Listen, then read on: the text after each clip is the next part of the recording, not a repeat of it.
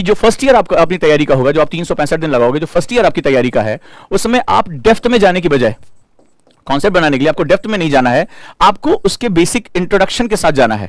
Introduction, और introduction के साथ साथ आपको उसकी अवधारणाएं तैयार करनी है कि आपकी अवधारणाएं क्या, ध्यान से इसको लिखते जाना, बहुत ही महत्वपूर्ण है। यहीं पर सबसे ज्यादा दिक्कत होती है, क्योंकि आप ये चाहते हैं कि मैं गया और आईएएस बना, गया और आईएएस बना, मुझे डायरेक्टली बड़ी बड़ी किताबें पढ़नी है। आईएएस तो बहुत टफ एग्जाम होता है, सीधे विपिन चंद्रा, सीधे लक्ष्मीकांत, सीधे सुभाष कश्यप पे कूदना है, मुझे छोटी मोटी किताबें नहीं पढ़नी है। और यहीं पर सबसे ज्यादा गलती हो जाती है, क्योंकि अवधारणाएं जो होती हैं वो अभिरुचियों को, यानी एप्टीट्यूड को जन्म देती है। इंटरेस्ट आपका जन्म लेगा, राइट। मैंने आपको पहले बताया था, इंटरेस्ट आपका, रुचि जो होगी वो जन्म लेगी। तो जब आप किसी चीज में आपकी रुचि डेवलप होती है, तभी आप उसकी डेप्थ में जा पाते हो, तभी आप जो है वो कॉन्सेप्ट को बहुत गहराई में जाकर बिल्डअप कर पाते हो। तो जो फर्स्ट ईयर होता है, उस समय आपको अपने माइंड को एकदम क्लियर रख के चलना है कि मुझे सभी विषयों पर एक कॉमन प्लेटफॉर्म की रचना करनी है। मेरा बैकग्राउंड चाहे जो भी हो, मैं साइंस से हूं, आर्ट से हूं, कॉमर्स से हूं, मुझे एक कॉमन प्लेटफॉर्म पे अपने सारे सब्जेक्ट्स को लेकर आना है, और जो फंडामेंटल सब्जेक्ट्स हैं, यानी कि जो डेरिवेटिव्स के पार्ट हैं, मुझे उनके साथ जो है वो एस्टेब्लिश होकर मुझे आगे जो है वो कार्य करना है। तो ये हमारा फर्स्ट ईयर का सेगमेंट होता है, जहां पर आपको कॉमन ग्राउंड के साथ आना होता है।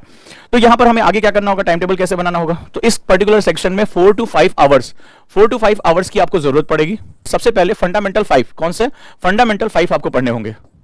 ये सब्जेक्ट होते हैं फंडामेंटल 5, इनके बेसिक्स आपको पता होने चाहिए। कौन कौन से सब्जेक्ट हैं, चलिए हम बात करते हैं। ए, हिस्ट्री, लेकिन यहां पर आपको डेप्थ नहीं ढूंढनी है, यहां पर आपको इंट्रोडक्शन लेना है, जो चीजें आपको आसानी से रुचि की तरफ लेकर जा सके, जिसमें आपको यह अनुभव ना हो कि आप बहुत कोई कठिन चीज पढ़ रहे हैं, बार बार आपको पढ़ने में बहुत तकलीफ हो रही है, दिन भर में आप 2 पेज भी नहीं पढ़ पा रहे हैं, समझ नहीं पा रहे हैं, बहुत जटिल चीजें, ढेर सारी इंफॉर्मेशन कलेक्टेड है, तो उससे आपको बचना होगा। इसमें आपको बेसिक बुक जैसे एनसीईआरटीज हो गई, या जो है वो एनआईएस हो गया, या बेसिक फंडामेंटल टीचर के साथ लगकर मुझे सब्जेक्ट्स की एक ओवर बाउंड्री जो है मुझे समझना बहुत जरूरी है।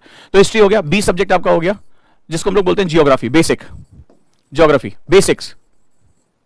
सी आपका बुक हो गया जिसे हम लोग बोलते हैं पॉलिटी, राजव्यवस्था। डी हो गया सब्जेक्ट जिसको हम लोग इकोनॉमिक्स बोलते हैं,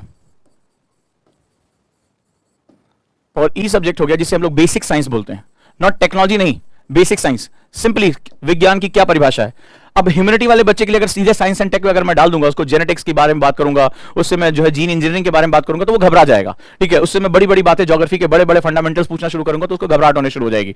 तो सबसे पहले हमें बेसिक्स की तरफ जाना होगा। जो नॉन ह्यूमैनिटी के सब्जेक्ट्स हैं उनको भी आपको कवर करना होगा, जो ह्यूमैनिटी के सब्जेक्ट्स हैं उनको भी आपको कवर करना होगा, इकोनॉमिक्स एंड कॉमर्स के सब्जेक्ट जो है वो भी आपको कवर करने होंगे। तो सबसे पहले आपको एक बेसिक कॉमन ग्राउंड जो है वो तैयार करना होगा, ये बहुत ही ज्यादा जरूरी है। स्टूडेंट सबसे ज्यादा गलतियां यहीं पर करता है, उसको लगता है, ये मुझे आप अपने अनुभव से बताइएगा, आपको लगता है ना कि सीधे आईएएस में आया तो सीधे बड़ी बड़ी किताब पढ़े, बहुत टफ वाली किताब, पूछता भी सबसे मोटी वाली काम। जैसे इकोनॉमिक्स में बच्चा जाता है सीधे मिश्रापुरी खरीदना पसंद करता है, क्योंकि सबसे भारी भरकम मोटी किताब वही है, ठीक है, तो दत्त सुंदरम खरीदता है, जबकि उसको ये बेसिक फंडामेंटल भी इकोनॉमिक्स के नहीं पता है। बट उसने कहीं इंटरनेट पे गया, उसने किताबों की लिस्ट छांटी, बोला दत्त एंड सुंदरम बहुत अच्छी किताब है, मिश्रा एंड पुरी किताब, नो डाउट ये बहुत अच्छी किताब है, बट ये बहुत ही हायर लेवल पे लिखी गई है। इसमें ये लेखक जो है ये मानता है कि आपके बेसिक फंडामेंटल्स बिल्कुल क्लियर है। तो आप क्या होता है, धीरे धीरे जब वो किताब इतनी भारी भरकम आपके सामने आती है और आपको बेसिक्स नहीं पता कि ये डेवलपमेंट कैसे हुआ, आप घबराना शुरू कर देते हो, क्योंकि वो आपको बेसिक वो मान के चल रहे हैं कि आप ग्रेजुएट हो या ग्रेजुएशन में हो तो आपको ये किताबें इसके साथ पढ़नी चाहिए। स्टूडेंट क्या होता है, धीरे धीरे समय के साथ जो है उसको तकलीफ होनी शुरू हो जाती है, फिर लगता है यार ये सब्जेक्ट मेरा नहीं है, तो वो क्या करता है, देखो गलती क्या करता है, बोला नहीं ठीक है इकोनॉमिक्स में नहीं हो पा रहा तो कोई बात नहीं, हिस्ट्री अच्छी करते हैं, चलो हिस्ट्री में भी जब जाके नेट पे सोचता है तो नेट पे सबसे बढ़िया बढ़िया किताबों के नाम दिया हुआ है, जैसे केसी श्रीवास्तव का, झा श्रीमाली, बड़ी बड़ी किताबों के नाम दिए गए हैं, बड़ी डेप्थ में लिखी गई। एएल बॉशम की किताब खरीद के लेकर आता है, बहुत बड़ी, इसको बाइबल ऑफ एंशिएंट हिस्ट्री कहा जाता है, the wonder that was India. तो बड़ी भारी भारी किताबें लेकर आता है, सोचता है इससे जो है आईएएस की तैयारी कर रहे हैं। अब जब वो इन किताबों में जाता है तो ये किताबें रिसर्च स्कॉलर्स के लिए लिखी गई हैं, ये किताबें बड़ी डेप्थ में लिखी गई, पोस्ट ग्रेजुएशन स्टूडेंट के लिए लिखी गई हैं। अभी आप जो है वो कॉलेज स्कूल से निकले हो और आपको जो है वो अभी सिर्फ बेसिक परिचय कराया जाना चाहिए था, आपको अपने सब्जेक्ट से जुड़ना। और अब क्या होता है, जब इन किताबों में जाते हो तो आप अंदर तो घुसते हो, 8-10 पेज पढ़ने के बाद आप गुम हो जाते हो कि मुझे क्या बात हो रही है, क्यों कहा जा रहा है, क्योंकि वो इन किताबों को लिखने का ओरिएंटेशन एक अलग है उनका रिसर्च सेगमेंट से। तो जब रिसर्च सेगमेंट में वो किताबें लिखेगी तो माना जा रहा है कि आपको बेसिक्स क्लियर है, तभी उसके बाद एडवांस में गया। तो उसमें जो लेखक है उसने उसको बेसिक से नहीं पढ़ाया, वो उसमें अपनी रिसर्च को वो जो है वो आपके सामने कंसोलिडेट कर रहा है, उसको जो सत्यापित करने की कोशिश कर रहा है। फिर थोड़े समय बाद क्या होता है कि आपका सर घूमने लगता है, बोले यार ये भी समझ में नहीं आ रहा, बड़ा टफ हो गया, अच्छा चलो ये नहीं हम कुछ और पढ़ेंगे, अब ज्योग्राफी पढ़ेंगे। तो धीरे धीरे क्या होता है कि आपके जो जैसे जैसे समय 6 महीने 7 महीने बीतते हैं, वैसे धीरे धीरे आपका जो सब्जेक्ट से लगाव है वो खत्म होना शुरू हो जाता है, आप बिल्कुल जो है वो नलीफाई हो जाते हो, आप उससे बाहर हो जाते हो। फिर नतीजा क्या होता है, धीरे धीरे एक सब्जेक्ट, अब इसमें गया, जैसे आपने देखा नेट पे गया, आपने कहा कि पॉलिटी की डीडी बसु आज भी मुझे पढ़ने में दिक्कत होती है। आचार्य डीडी बसु, उनकी जो है उपाधियां केवल जो है 2 पेज में लिखी गई हैं, लेकिन वो किताब अगर मैं बिगिनर को दे दूं तो उसको पकड़ में नहीं आएगा संविधान का मूल तत्व क्या है, संविधान निर्मित क्यों, मैं एक संविधान के साथ एक आम आदमी के रूप में अपने आप को जोड़ कैसे पाऊंगा। नतीजा क्या होगा, ये भी आपके हाथ से निकल जाएगा। धीरे धीरे ऐसा मैंने जो महसूस किया है बच्चों से बात करने के बाद कि समय बीतने के साथ साथ धीरे धीरे उनके सब्जेक्ट्स वीक होते चले जाते हैं, टाइम बीतता रहता है, और धीरे धीरे क्या होता है, वो टाइम पास में कन्वर्ट हो जाता है, टाइम यूटिलाइज नहीं होता, टाइम पास होता है, और धीरे धीरे टाइम हमारा जैसे जैसे खत्म होता जाता है, हमारे अंदर एक गिल्ट फीलिंग आती है। आप मुझे ईमानदारी से बताइएगा ऐसा होता है या नहीं होता है? हमारे अंदर एक गिल्ट फीलिंग आती है, शायद यार ये हमारा एग्जाम नहीं है, इस साल हम तैयार नहीं है, और इस बार गड़बड़ हो गई, या एक साल पूरा बीत जाने के बाद फिर से लगता है कि फिर से कोई मोटिवेट करता नहीं, अच्छा आपको फिर से तैयारी अच्छी करनी है, फिर आप इस साल को नलीफाई करते हो, फिर अगले साल के लिए आप एक बार नई तैयारी करना शुरू कर देते हो। गिल्ट फीलिंग आती है, फिर लगता है शायद एग्जाम हमारा नहीं है, अंदर से एक अविश्वास पैदा होता है, शायद हम एग्जाम के योग्य नहीं है, शायद ये सब्जेक्ट बहुत टफ है, हमें नहीं समझ में आया, क्योंकि आपने अपना बेसिक्स खराब कर लिया, आपने अपनी नींव खराब कर ली। नींव खराब हो गई तो बिल्डिंग तो वैसे भी खराब होनी है, राइट और रॉन्ग? तो हमें क्या करना होता है, हमें अपने फंडामेंटल 5 को, जो ये आपके मूलभूत पंच तत्व हैं, उनको आपको एक साथ लेकर चलना पड़ेगा। History, geography, polity, economics and basic science, इनको आपको बेसिक्स एनसीईआरटी के साथ, एनआईएस के साथ, अपने टीचर के फंडामेंटल के साथ, ठीक है, सीबीएसई की बुक्स के साथ, इनके साथ आपको इसको प्रिपेयर करना होता है। एक साल आपको इसमें लगाना होता है। प्लस ये तो हुआ आपका एजुकेशन पार्ट, जो फर्स्ट ईयर होता है। एक हफ्ते तक लगातार फ्री मेंटरशिप मेरे द्वारा, जहां पर न्यूज़पेपर एनालिसिस सिलेक्शन वाली क्लास, एनसीईआरटी को कैसे पढ़ना है, क्या डेली टारगेटिंग होनी चाहिए, मेरे नोट से पढ़ाई, साथ ही साथ शेड्यूलिंग, मेडिटेशन, और कैसे अपने आप को यूपीएससी में मोटिवेट करके रखना है, अपने आप को कैसे प्रिपेयर करना है, साल भर का टारगेट कैसे बनाना है, ये सब कुछ निःशुल्क है ओजांक ऐप पर एक हफ्ते के लिए। अगर आप भी मेरे साथ जुड़ना चाहते हैं, अपने आप को लाइन करना चाहते हैं, अपने आप को अलाइन करना चाहते हैं, तो आप दिए गए नंबर पर व्हाट्सएप करें तत्काल के तत्काल, और फ्री लिंक को प्राप्त करें। मौका मत छोड़िएगा, क्योंकि यहीं से आपकी तैयारी को एक जबरदस्त गाइडेंस मिलेगी और आपको समझ में आएगा यूपीएससी की तैयारी में पर्सनल गाइडेंस की क्या इंपॉर्टेंस होती है। इसमें आपको एक चीज और भी करनी होती है, क्योंकि आगे क्या होता है, आगे लड़ाई बहुत ज्यादा है। अचानक से जब आप एग्जाम वाले साल में पहुंचेंगे, जिस साल आपको एग्जाम देना है उसके एक साल पहले, अचानक से आपके ऊपर लोड बहुत बढ़ जाएगा, प्रेशर बहुत बढ़ जाएगा, और उस कंडीशन में अगर आपने अपनी बेसिक प्रिपरेशन करके नहीं रखी है, आपने पूर्व तैयारियां करके नहीं रखी, तो आप बिखर जाएंगे और आप एग्जाम के पास पहुंचकर हताश होकर एग्जाम छोड़ देंगे। ये एक सबसे इंपॉर्टेंट सेगमेंट है। चलिए हम लोग बात करते हैं। तो हमें एजुकेशन, आपने अपने जो सिलेबस के बेसिक्स आपने पूरे किए, ये बहुत जरूरी है, बट इसके साथ साथ आपको स्किल्स यानी कि स्ट्रेटजी पर भी काम करना होगा। वो स्किल्स क्या है और वो अभी मैं सीखने के लिए क्यों कह रहा हूं, ये बड़ा इंपॉर्टेंट है, क्योंकि जैसे जैसे आप एग्जामिनेशन ईयर की तरफ बढ़ेंगे, तैसे आपको मेंस की प्रिपरेशन, एससी की प्रिपरेशन, राइटिंग की प्रिपरेशन, ऑप्शनल की प्रिपरेशन, इतना प्रेशर बढ़ जाएगा कि 24 घंटे तो ऐसे गायब होने शुरू हो जाएंगे कि आपको पता भी नहीं चलेगा। इसीलिए जो बेसिक फंडामेंटल्स होते हैं उनको फर्स्ट ईयर में ही पूरा कर लिया जाता है, अगर आप इस साल अगर अपनी तैयारी को शुरू करें। बड़े ध्यान से समझिएगा, कई बार इस वाले पार्ट पर कोई ध्यान नहीं देता। सिर्फ हमारा जो स्टूडेंट और हमारी कोचिंग सिस्टम है, वो सिर्फ सिलेबस के बारे में, हम सिलेबस पूरा करा देंगे, हम सिलेबस पूरा करा देंगे, हम कोर्स पूरा करा देंगे, ऐसी बात होती है। लेकिन जो सेकंड पार्ट होता है, अगर आप प्रिपेयर नहीं हो तो इस युद्ध में लड़ना तो आपको है ना, ओजांग को लड़ना नहीं है या किसी और टीचर को लड़ना नहीं है, लड़ना आपको है। लड़ाई ये व्यक्तिगत है आपकी। आप उस दिन एग्जामिनेशन हॉल में आप अकेले बैठे होगे, इस सच्चाई को आप समझ लो। अगर आप वहां एग्जामिनेशन हॉल में अकेले हैं, युद्ध आपका है, तो आपको उसी हिसाब से प्रिपरेशन भी करनी होगी। अगर आप वो प्रिपरेशन नहीं करके जा पाते हो, अपने व्यक्तित्व में मजबूती लेकर नहीं आ पाते हो, तो इस एग्जाम के दबाव में बिखर जाओगे, इस बारे में कोई डाउट नहीं है मुझे। तो वो स्किल्स क्या क्या होंगी, ये बहुत जरूरी है आपके लिए जानना। एक, सबसे पहले आप अपनी राइटिंग स्किल को डे 1 से मेंटेन करना शुरू कर देंगे। राइटिंग स्किल, आप 2 पेज ही लिखिए डायरी के, लेकिन लिखना शुरू करिए। दूसरा, नोट्स मेकिंग स्किल। इस नोट्स को, जैसे अभी हम लोगों ने नोट आर्ट को डेवलप किया, ठीक है, आपने देखा होगा, मैं अक्सर जो है वो अपना स्टेटस पे बच्चों के जो है वो लगाता हूं नोट आर्ट। तो ये साइनॉप्सिस फेज में होना चाहिए, बहुत शॉर्ट होना चाहिए, सिंबॉलिक होना चाहिए, इसमें संकेतों का इस्तेमाल होना चाहिए, वर्ड्स कम से कम होने चाहिए, डायग्राम फॉर्म में होना चाहिए। तो इसको हम लोग नोट आर्ट, मैंने इसको नाम दिया ओजांक आईएएस एकेडमी में। और हम लोग जो एक मेथड यूज करते हैं, LWMI, less word more information, ये हमने जो मेथड डेवलप किया है वो अभी तक का सबसे ऑसम मेथड है, जहां पर हमारे बच्चे लगातार कम से कम वर्ड में पूरे के पूरे नोट्स को वो कवर करते हुए चलते हैं। आगे चलते हैं हम लोग।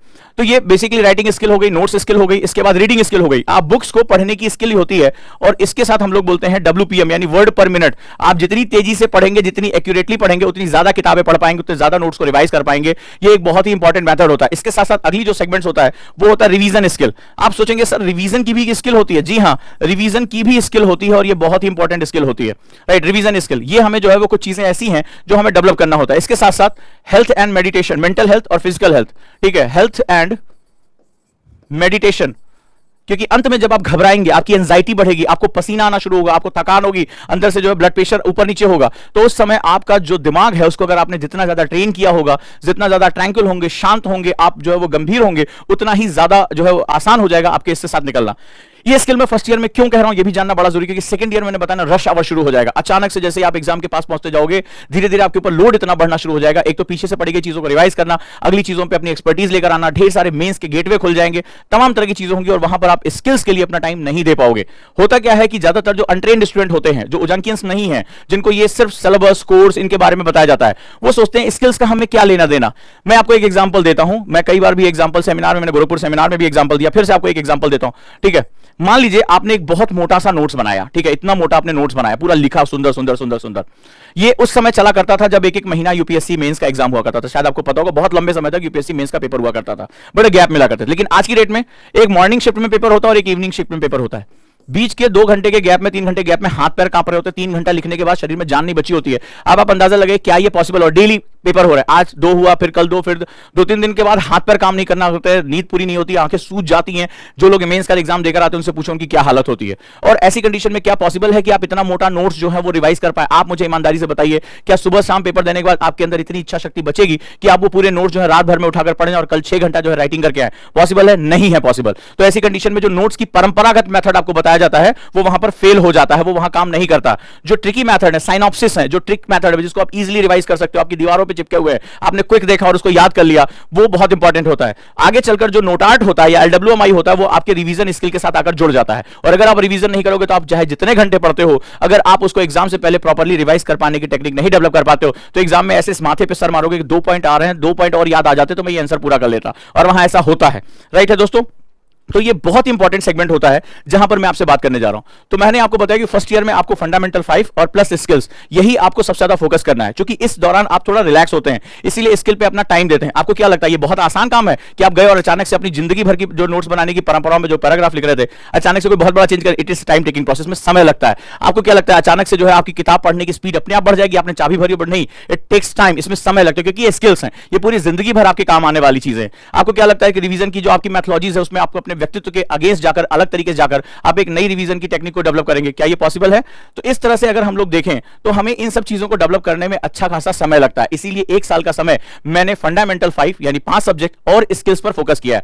हमारी जितनी भी एकेडमीज है वो ज्यादातर जो है वो स्किल पार्ट पर फोकस नहीं करती है, क्योंकि हमारे यहां टीचिंग का प्रोसेस तो होता है, हमारी एजुकेशन सिस्टम में ट्रेनिंग का प्रोसेस नहीं है। We are missing training process. तो हमें जो है वो ट्रेनिंग प्रोसेस में जो है वो जाना पड़ेगा। अब जैसे एक बच्चे ने लिखा फर्स्ट ईयर में राइटिंग में क्या लिखे, बहुत इंपॉर्टेंट क्वेश्चन है और मैं आपको पता शायद पहली बार मेरे साथ आए होंगे। मेरे सभी बच्चों को पता है कि डू राइटिंग, आंसर राइटिंग से पहले राइटिंग होती है। जैसे फॉर एग्जांपल मैंने अभी तुमसे बात किया थोड़ी देर से, तो आज सिंपली डायरी उठाया और मैंने आपको बताया था इसके पीछे, राइटिंग के पीछे जो फंडामेंटल पर्पस होता है वो क्या होता है? मोटर एक्टिविटी को इन्वॉल्व करना। मैंने बताया था आपको मोटर एक्टिविटी को इन्वॉल्व करना, यानी हमारे दिमाग के जो न्यूरॉन्स होते हैं और हमारी जो मसल्स होती है हाथ की, इन दोनों को सिंक्रोनाइज करना बड़ा जरूरी है, बहुत इंपॉर्टेंट है। ठीक है, नेक्स्ट वन। तो अब यहां पर ये सीधे जो है 3 से 4 साल जो है वो आपको लगना है, इसमें 3 से 4 घंटे आपको पर डे पढ़ना है, 2 साल 3 साल के अंदर आप प्रिपेयर कर ले जाओगे। तो ये सारी चीजें आपको एक साथ साथ करते हैं। तो 2 पेज आपने दिन भर में आपने क्या एक्टिविटी की, मैंने आपको क्या पढ़ाया, क्या बेसिक चीजें हैं, आपने आज क्या पढ़ा, उसके ऊपर क्वेश्चन बना के आपने 2 पेज लिख दिया। तो डेली 2-2 पेज लिखेंगे तो आपको लगेगा शायद कोई बहुत बड़ा चेंज नहीं है, लेकिन कंपाउंड इफेक्ट के बारे में जब आप पढ़ेंगे तो आफ्टर 1 ईयर आपकी जो है राइटिंग में बहुत बड़ा चेंज आ जाएगा। और जो मेरे बच्चे मेरे इस मेथड को फॉलो करते हैं वो मुझे कमेंट में जरूर बताएं कि इस तरह से करके जो है वो आपने देखा। कई बच्चों ने मुझे फीडबैक दिया कि सर हमारी राइटिंग का पूरा प्रोसेस ही चेंज हो गया है, हमारे अंदर बहुत कॉन्फिडेंस आ गया, अब हम खुद अपनी राइटिंग को देखते हैं तो फर्स्ट डे की राइटिंग और आज की राइटिंग में बहुत बड़ा अंतर हमारे पास आ चुका है। अगर आप में से कोई मेरा इस मेथड को फॉलो करता है तो वो इस चीज को जो है वो समझ सकता है।